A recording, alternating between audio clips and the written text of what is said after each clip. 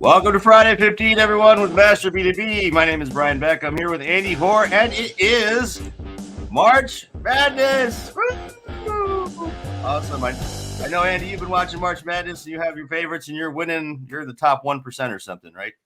That's what I hear. No, I'm in the top 10% for the one where I just basically chose what was my heart and my gut. And the one where I did all the analysis, I'm in the bottom 20%. Oh, man. Sorry to hear that. It's a fun time of year for college business sports. analysis is substantially better than my sports analysis. There you go. Yes, I second that. So, well, great. Well, we've got a great topic today, folks, for you on our Friday 15 episode. Thanks all for joining us. So let's go ahead and get right into it, Andy. Let's get into our breaking news. I don't know if you saw this week, Andy, but Mark Cuban says there will be two types of companies in the future: those who are great at AI and everybody else. He said, this is his quote in this article. This is from Yahoo Finance. If you don't know AI, you are going to fail. Period. End of story. And if you're a CEO, you can't just leave it to the tech guys. Mark Cuban is a multi-billionaire, so very successful entrepreneur, man on Shark Tank. That's about most people know, right? Anyway, Andy, what did you think of this? This is you can't just leave it to the tech guys.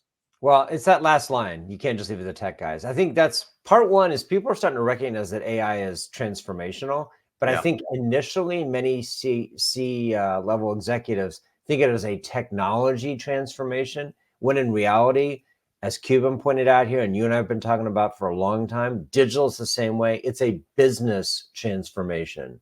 Yeah, 100% right. And, I was we ran a roundtable this week, Andy, in Atlanta. We had 30 executives from across industries gathering to talk about, the latest things they're doing in digital transformation. And these are companies like Kimberly-Clark and Cooper Lighting and, the leaders in their industry. And, they're all looking at AI, and these are all the business folks talking about it. And then we had some CIOs in the room too. But the theme is exactly that. It is how do we integrate it? How do we practically use it? But everybody's thinking about it. And I would agree with you on the business side. It definitely is is the what needs to lead the charge here? What is the business use case, starting with with the pain it can solve? So, and we've talked about that a lot. So, folks, if you want to go back and look at our podcasts in Google, Apple, or Spotify, you can hear we talk about AI all the time, and you can listen to them at any time when you're doing laundry or driving to work. Anyway, our topic today: does a successful digital transformation require the CEO's direct involvement? Andy, we opened the freaking floodgates on this one, right? I posted this question on LinkedIn, and we'll reveal the answer to the poll question a little bit later in our Friday 15 episode. But man, we got a lot of comments. We got close to 3,000 views of this thing when we posted it on LinkedIn. It's a hot question. I didn't realize how hot a question this is, but it touched people. And we'll read some of the LinkedIn comments you got a little bit later. But it all started when, Andy, you found this article talking about Honeywell, right? And this is the former CEO who's now the executive chairman. We'll see if I get his name right. Darius Adamczyk. Is that how you pronounce it? That would be my guess. Okay. This is what he said about their digital transformation at Honeywell. There is zero chance we would have made it through COVID, inflation, the upswing in geopolitical risk, all the challenges we faced over the past several years, had we not developed a transparent and coherent digital strategy. And they started this back in 2016, and he cited it as a 5-year effort. This is something that took them a while and significant, level of both resource and capital investment to get through this. Were you surprised by this, Sandy? No. Oh, I was surprised by one thing, that they actually set out in 2016 to do this and stuck to it. And he appointed himself the lead on it. That all surprised me, but I'm glad they did it that way, because I've been talking about this for a while. That is, we believe, the best way to do it. Perhaps not the only way to do it. It depends on the agility organization, depends on how open people are to digital, how well understood the digital imperative is. There's several things that can make your company dynamic different. But without fail, I think you and I would agree that when the CEO leads the digital transformation effort, and now the AI effort, it's a lot more successful than when it's delegated to somebody south of that in the organization. And the fact that he actually appointed himself and led the meetings, which we'll talk about in a moment, I think made all the difference here. Well, that's what really opened up. We had some chief digital officers and some other folks, and they're doing digital transformation, quote unquote, at their businesses, chime in on our LinkedIn post. And there's not consensus on this. And at the end of the day, what does it mean for the CEO to be directly involved? And that was the question we asked. But I mean, you can't deny looking at the results of Honeywell. No, so for those of you on our podcast, I'm showing a graph here that you can't see, but just to give you some context around it, essentially, Honeywell's results from a top and bottom line perspective were starting to fall, and as they noticed this, the CEO made this digital transformation a component of his really key component of his leadership. He quoted a 6-year simplify and digitize journey of transformation, which started in 2016, and they concluded this first phase in 2022. They cite since the digital transformation started to take effect, their growth has returned. It improved from 3.5% to 5%. Their segment margin, which is their measure of net margin, improved from 18% to 21, almost 22%. And they say it laid the foundation for their what they call innovate and grow stage, which now that they have, they consolidated their ERP systems. They had, I think the article said 2,700 ERPs down to less than 1,000. They reduced their websites down significantly. They consolidated data. Anyway, the results, I think speak for themselves. This is a $35 billion company. This is not a small company, right, Andy? Yeah, and you know what? I wrote this down actually. They had 150 ERPs. They 150. reduced it to 10, 2,700 applications, which they reduced significantly. And then here's the kicker, and we hear this a lot. I know you've heard it. I've heard it too. 1,700 websites within the company that they reduced to 100, because just to be able to move forward on this digital journey required them eliminating noise. There was just too much noise. They had too many things to sustain, maintain. Imagine how many licenses they had internally, how many people who had, very specific knowledge about one particular application, and everybody was beholden to that person for that information. It was just structurally terrible. But the most amazing thing to me was, and this is his quote, "We had no plan for collecting and using data." Let me repeat that. No plan for collecting and using data. That was the most important thing I think they stumbled across in the process of doing this kind of evaluation, triage, and preparation for the actual journey. So there were multiple steps here. One was they had to figure out what they had. That took a while, and that took some courage to do that, because they had to kind of tell some people their babies were ugly in the organization. So, they had to figure out what they had. Then they had to make a path forward, obviously, to change it, but then they had to execute. And that's why he had to put himself in charge of the whole thing, because there's some terms that he mentioned here that it got painful. Have we heard this one before? There was lots of pushback internally, and people who literally said it's not going to work. Now, if you're not the CEO and people are saying that kind of thing, in every culture, usually the people who yell the loudest and the ones who have the entrenched kind of political power in the organization can veto anything. And I'll bet there were people who had those characteristics, who were saying the painful pushback, it's not going to work. They were the ones who had those entrenched, political power, that entrenched political power. And the only person who can break that up is the CEO. The only person who can say, I don't care, we're doing it anyway, is the CEO. Yeah, it's interesting. It's an interesting dynamic. And by the way, 2,700 ERPs, that would be a few too many, I suppose. But I've heard of companies with thousands of ERPs, though. I mean, have you really? Wow. Oh yeah. Well, but I mean the complexity he was dealing with. So this fellow was dealing with this is a $35 billion company. This is the size of small countries, people. So, the complexity and the number of people and everything else and the entrenched interests. So to your point, Andy, I mean, but at the end of the day, what made it work, and how involved did he actually have to be? Well, here's a quote from the end of the article. This again is in Harvard Business Review just this past week. It was released. He says, When you are the CEO, the organization doesn't listen to what you say as much as it follows what you do. So you can't delegate mission critical strategic projects. By running monthly meetings and operation reviews, I send a message to everyone. I care about this digital transformation personally, and we're committed to this path. He ran the freaking meetings. This is a CEO of a $35 billion company running the meetings and looking at the KPIs and again, driving through some of those silos, Andy. And by the way, this is controversial because, think about it from a size of company perspective. Not everybody agrees. I was reading, like, for example, I was going back and forth with Jacoby. Jacoby. I don't know how to say your last name.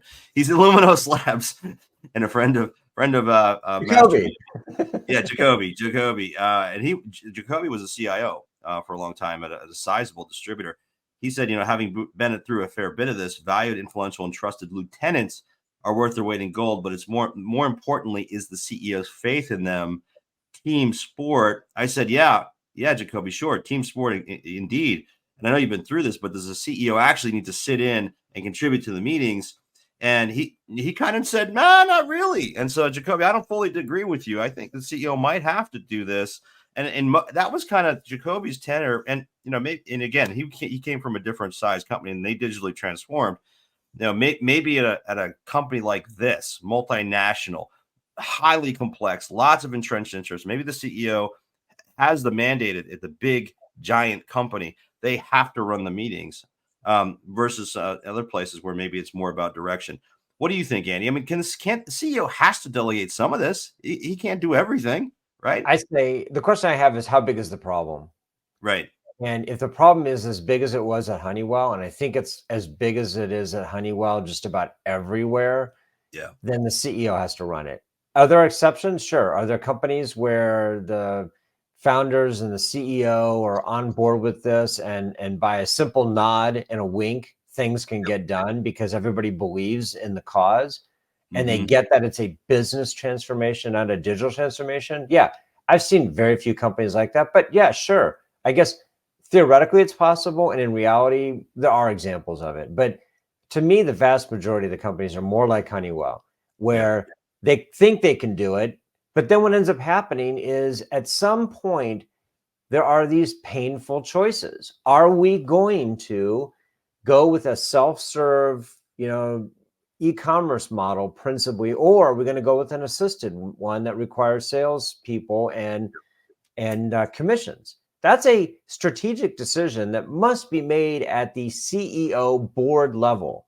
I don't care how well you understand digital transformation. It's these change management issues that are the big ones. And I don't know who can solve that other than the CEO and the board. And that the fact that, part of it helped that this CEO at Honeywell is an engineer. And I think he saw it as an engineering thing where we're going to test and learn and like putting, the space program on the moon. I think that's what he sort of saw it as, and he had to be kind of in charge of that. Now, does he run everything? No. But as he said in this quote, I sent a message to everyone. By running these meetings and the operational reviews, I cared about this project. And he said, you can't delegate mission critical strategic projects. So the question is, how big is it? And is this mission critical? And does it require ultimately decisions made by the C-suite? I think that's pretty much check for every major B2B company, but I guess not every company. Yeah, I think it does vary a bit by size of company, perhaps. We had another comment here from Zilo Vukul. I'm butchering your name. I'm sorry. Who's at Credit Key now, but he was also at Gartner. He said, when I was at Gartner, I found that the clients whose CEOs were handing down digital first strategies were the only ones that were succeeding in making a real impact. So I think he actually agrees with us, from his experience at Gartner. So I think what's interesting is when we polled Andy, our network on LinkedIn, our community, they kind of agreed that the CEO does have to be. It wasn't overwhelming, but we asked the question: does the CEO of a B2B firm need to be directly involved in order for digital transformation efforts to succeed, or can he or she delegate? And 57% said yes, direct oversight is needed. 43% no, can be delegated. So I think there's a consensus that the CEO has to drive this to some degree. It's really the nuts and bolts, though, how much do they have to drive it where I think people disagree? You know, do they have to run the weekly meetings, that kind of thing? Well, you know what I always wonder when I see things like this is I wonder if it's already embedded in people's psyche that the CEO is not going to be involved in this. Right. So they're answering the question based on the reality of things. Like, well, in a perfect world, I'd love for him or her to be directly involved, but it's just not going to happen. So we might as well just answer it's got to be delegated. Yeah, right. Well, so that's it's a fascinating topic, and we'll continue this conversation at our roundtables and other events we have coming up. You know, we just ran a successful, fantastic group in Atlanta this past week, Andy. We've got events coming up in Dallas and Minneapolis and Denver. These are regional roundtables. You can go to our website. There are groups of 25 to 30 executives and industry experts that get together for an afternoon discussion, followed by cocktails and dinner. Is a great networking opportunity for folks. So if you're in one of those markets or want to get to one of those markets, we still have a few spaces available for practitioners. Just go to our website, Master B2B, click on future or events, and look for roundtables. You'll see that. Yeah, so I think you were about to say the big thing we have coming is the Master B2B. The big thing we have coming is, drum roll, please, is the Mindshare Summit on June 4th.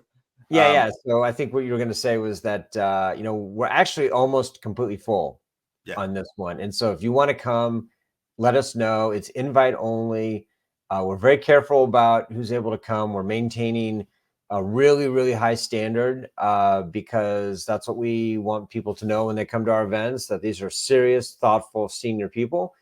But, you know, that said, if you qualify, you qualify. And so please do apply. We'd love to include you if we can, but we're almost full. Yep. So sign up, go to our website, masterb2b.com, click on events, and you'll see the link there. And then, of course, we still have our forum, Andy, which is a wonderful community, getting lots of new faces coming in, you know, over the last month or so, and just really growing and just a great group of people. This is practitioners only. It is free to join. It's an online community. Go to masterb2b.com, click on forum, and you'll see the link to apply for a membership to our forum. So welcome you there, folks. We had an exciting conversation today. Sorry about my little bit of internet trouble there, Andy, as we went through. But folks, if you want to listen to this on a podcast, Apple, Google, or Spotify, search Master B2B. You'll find us. We have now dozens of episodes available on a variety of topics. Thanks for joining us today. Andy, any final words before we part until next week?